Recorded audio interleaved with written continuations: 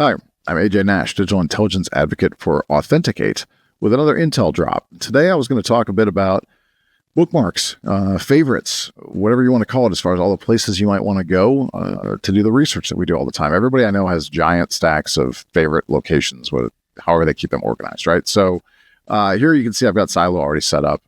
We have one of our shortcuts. I'm not talking about that today, but that's just environments I've already set up at different places in the world with different operating systems that I'm emulating, etc. But further down, we do have apps built in to the platform. So some are, as you can see, what we would consider operational or productive. Whether it's AnyRun or Census or Chainalysis or ThreatStream or something like that. And then you get your everyday, whatever you do in life. Avis and Citibank if you're doing some banking, whatever it might be, just shopping at Costco. They're all built right in here. And then you can see there's a padlock here that shows that there's a login, password required, username, password, that kind of thing, the credentials. You can have these set up to be individual. They can be set up to be at an administrator level, a shared account. So again, if you have multiple people on the team that are all using the same accounts, you have a corporate account for, say, a Joe Sandbox or something, you can have that all set, and then everybody's able to use the same password, the same credentials, they don't have to remember them, and it's all secure, and it's built right in here. Now, for some of these, certainly you could go to the website, say a VirusTotal. For instance, you can go to the website, but it's more clicks to get there, frankly. It's not integrated as well because you're going through a browser, obviously, or an AnyRun. Whereas here, you just go right to VirusTotal and you're there, or you go to AnyRun and you're there, and you can quickly just go ahead and submit a file if you wanted to into something like an AnyRun. And then let's see what would happen if we did that. We'll throw a piece of malware in and very quickly just run it. I'm not going to actually watch it through because that's a different demonstration, but as you can see, it's there with secure malware, secure site, etc. So that's already running. But let's look at some other sites and some other bookmarks. So I don't know, some of these might be new to people, some might not. There's a bookmark I've got here about top threat intelligence open source projects. I'm always interested in what people are working on. So I go check and see what's going on. Some of these are quite old at this point. There's always new projects coming here. If you want to look for something, you're like, who's done something in this area? You might find something very cool. If you're looking for CVEs, there's certainly some databases for that. CVE database available.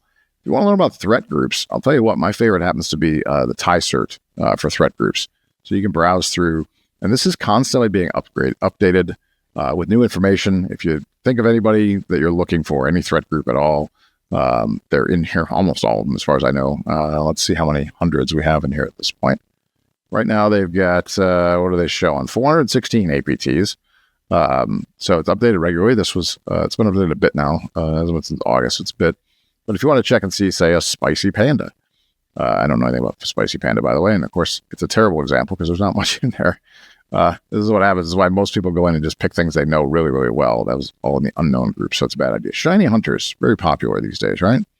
You go in there and look, you'll see all sorts of things on Shiny Hunters. There's a whole timeline, and this is constantly being updated with new information. That has links, and you can source it and you can track it back. So it's a great place to pull things together. You can download a PDF or JSON format. If you're looking for a great place to pull a database of threat actors, this is a pretty good one. It's free.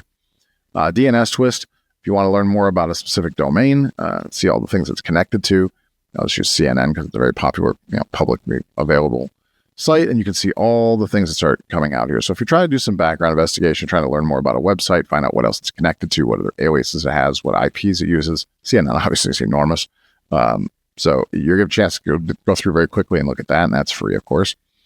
If you want to learn more about breach reports, this happens to be coming out of the state of Texas, but there's several others out there. Most states have one of these. There are some national databases, but it's good to look for these databases that show you what the breach reports have been. And you can see what's been coming out here. Texas, New York, California. These are all breaches you can investigate and take a look at to find out what's new if you're not catching it all in your news feeds. Want to know about ransomware? For me, Ransomware Live is a really good place to go. You can see all the latest ransomware attacks and all the information on that. If you're looking for actual malware samples, I wouldn't recommend going here necessarily. Malware samples, you might want to go something like URL House or Malware Bazaar, I guess, to find some of those things. And then if you're going to do some background investigating, something like that, a couple sites, Truthfinder is pretty good. It'll help you pull in based on somebody's name or number, email address, or their physical address. You can get a lot of information about people that way. Or a lesser known one, Search Query. I use this for some of those other things, but also if you're looking for court records, if you're looking for to reverse look up a license plate number, for instance. There are some rules and requirements here to make sure that you're following their guidance so you don't violate their terms of service. but these are all good websites to take a look at. So that's just a quick snapshot. Obviously, we could have gone on and looked at some others. I'm really curious, though, what are some of your favorite bookmarks?